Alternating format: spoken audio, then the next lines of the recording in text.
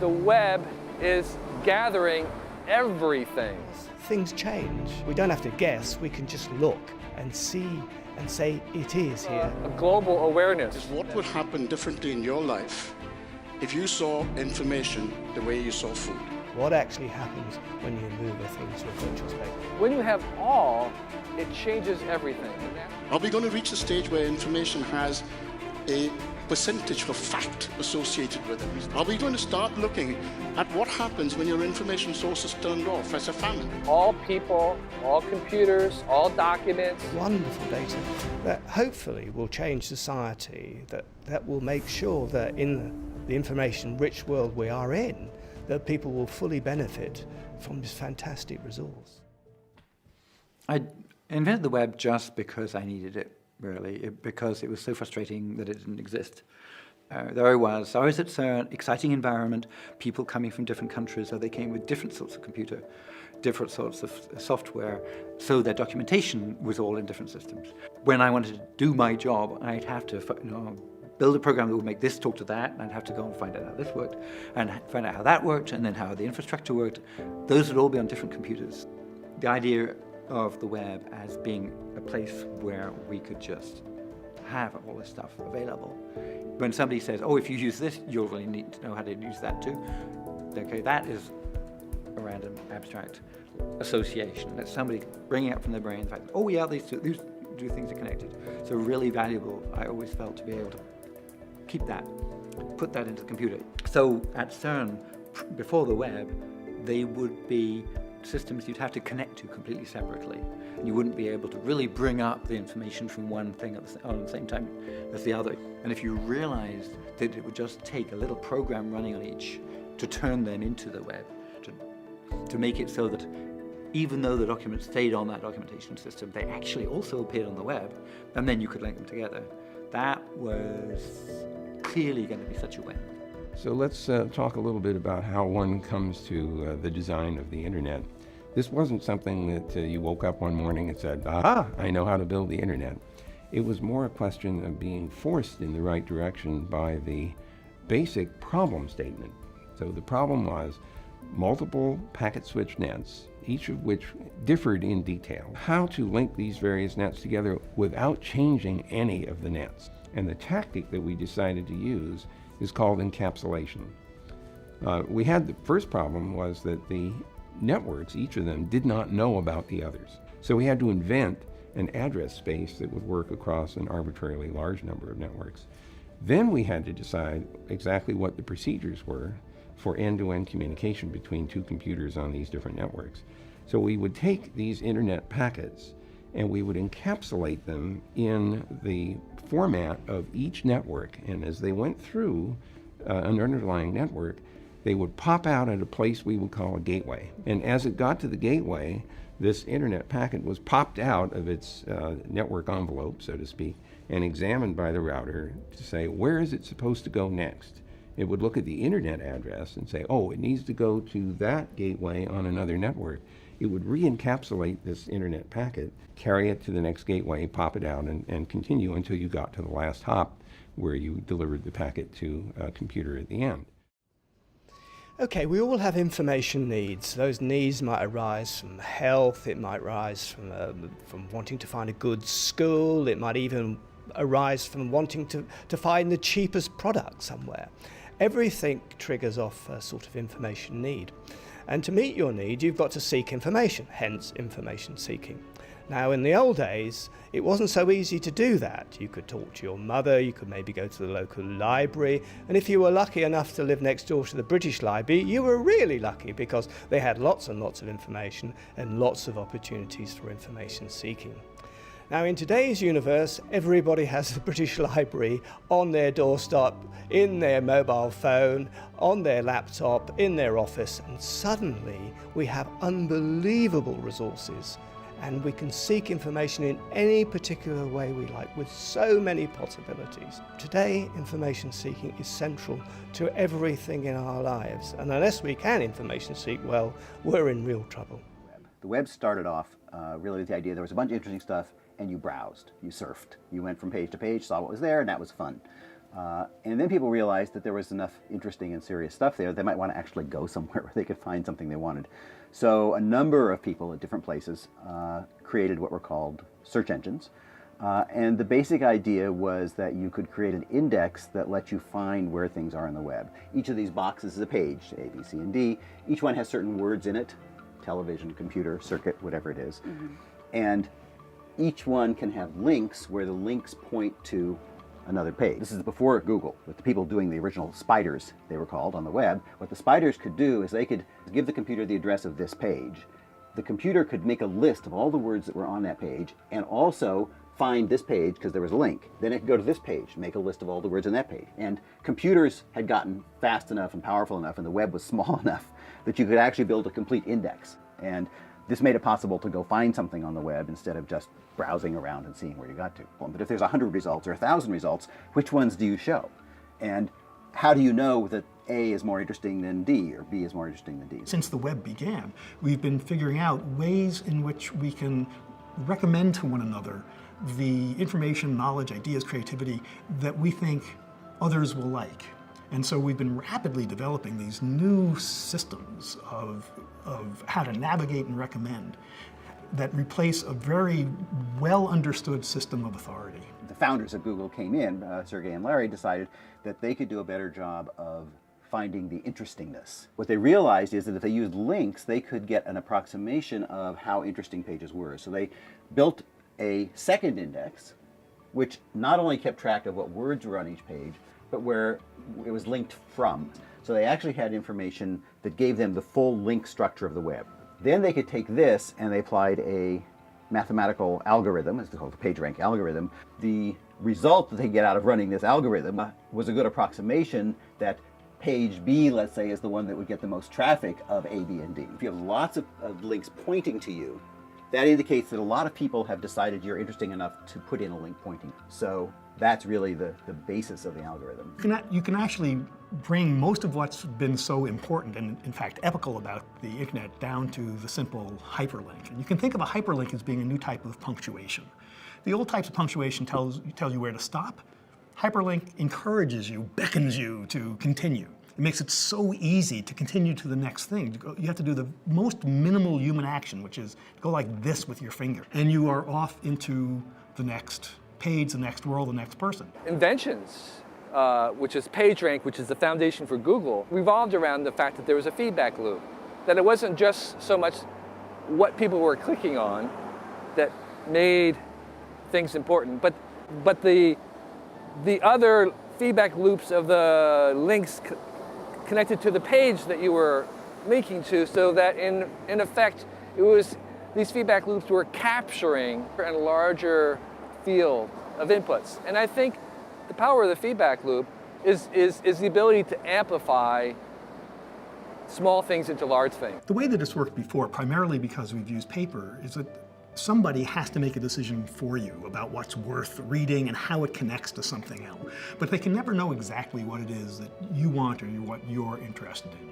In a hyperlinked world, the users create their own system of connections. It's actually a map that takes you to where you want to go. You just click and you go to the place. And this bottom-up creation of a linked world that is abundant beyond imagining, we've never had anything like that before. The moment you go online, you are recorded as having gone online. You leave a print. People know roughly where you're coming from, and they know you've entered a site. And once you've entered that site, it can say where you're going in that site, where you don't go in that site, what you look at, what you don't look at, what search terms that you use, what documents you decide to display, and how long you're there, and where you go next. And by putting all those things together, we can begin to develop characteristics of information-seeking behavior and use in cyberspace. I think people are, whether explicitly or implicitly, pretty aware of what the trade-off is. As we go online, the deal is relatively straightforward. So when you go on Amazon and you click, and as you click through from product to product to product, you start to see the recommendations appear, either based on your past history or more typically your session. You know, as you start looking for cameras, you start to see people who clicked, who looked at this also looked at that. People who bought this, people who clicked at this bought that. You know, in the course of your clicking, the service becomes more useful to you. The web can be a waste of time, that it can be nonsense, and at the same time, it's probably the greatest thing that we've ever done. I think I first realized that we were on to something when we started looking at the Times online. When we got hold of the data, the most interesting thing was the biggest group of users for the Times site were robots. 40, 50 years ago, there were no robot information seekers. No robots were using anything. There were no robots. Now we have a world in which robots go looking for information. The second thing we noticed is that the majority of viewers didn't come from the UK. In the hard copy world, the majority of readers of the Times are in the UK. So the newspaper is written from that perspective. But in the virtual space, the majority of readers are expats, and they don't have the same sort of understanding. They're not living in the UK. Therefore, the paper needs to change what it presents in the virtual space, and people could begin to understand what a global audience was, what actually happens when you move a thing to a virtual space. And it changes in ways that you don't quite suspect. Maybe the biggest revelation of the internet for many of us is that the world is way more interesting than anybody ever told us. We're at this dramatic transition point where the old system that has been working well is now being supplemented and in many ways replaced by a different system that works considerably differently, with a different set of values, different set of strengths and weaknesses. And across the divide, each side looks at the other and thinks that they're getting it wrong. They're getting it totally wrong. And in some ways that's right. We are getting it totally wrong compared to. On the other hand, we are getting some other things really, really right. So one of the things that people fear, I think, is a right thing to fear, that where we've been able to manage and control our information by passing it through expert filters, that information has been quite reliable, generally quite reliable. When people are out on the internet, the markers of good information are much harder to find. It's much harder to teach people exactly what those markers are. It's true every time as I started thinking about information. The analogies were getting crazy, that information had sell-by dates, that people had misused information that wasn't dated properly and could really make an effect on the stock market, on corporate values, etc. The Electronic Frontier Foundation is an organization that exists to try to assure to humanity the right to know. Our dream is that anybody anywhere may have access to anything that human beings do with their minds one day, because that capacity is being given us by the internet. We want to make certain that anybody who's got something to say can say it, and anybody who wants to listen can hear, and anybody who doesn't want to listen can tune them out. And we believe that can be conveyed by making certain that the architecture of the internet is designed in such a fashion so as to be both ubiquitous and open. So the internet was designed with a non-national structure. The addressing is not based on national boundaries at all.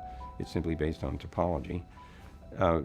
However, as the internet evolved and as it became available to the general public, it became more and more apparent that the internet's style of operation was the antithesis of what most countries had been accustomed to. So I rather liked the idea that the internet didn't have that, let me call it, deficiency, and therefore opened a platform up. It's probably the most democratic opportunity for people to express themselves and to get information than has ever existed.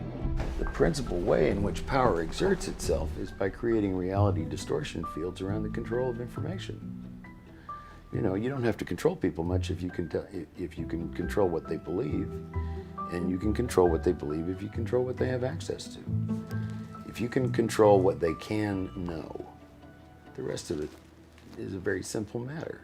For example, when Martin Luther came along, it wasn't just that he nailed some theses to the door, it was that he came along about the same time as Gutenberg, who could give everybody a Bible. And suddenly the Bible was not something that was was strictly interpreted by the church, you know, ex cathedra, the Bible was something that anybody could read and figure out for himself. You know, and that fundamentally changed the power of the church and changed the power of all social organization in Europe. And we just think, you know, the human mind has its limitations, but we just think that humans are more likely to achieve their ultimate purpose, whatever that may be, if they have the capacity to completely explore the possibility space of what can be known. Clay Shirky once stated that there is no such animal as information overload, there is only filter failure. I put it to you that information, if viewed from the point of food, is never a production issue. You never speak of food overload. Fundamentally, it's a consumption issue. And we have to start thinking about how we create diets within ourselves, exercise within ourselves, to have the faculties to be able to deal with information, to have the labeling to be able to do it responsibly. I mean, all good choices are informed. Now, I would grant, I mean, I can imagine there are people who listen to me say that and say, well, yeah, what about all these, what about the new reality distortion fields that spin themselves up in the rumor mill of the internet, where you've got, you know, like people who are going around claiming that Obama's a Muslim, any number of silly things that get spread around. And you know, that happens, but I ultimately think that in a completely open information environment, the truth will out.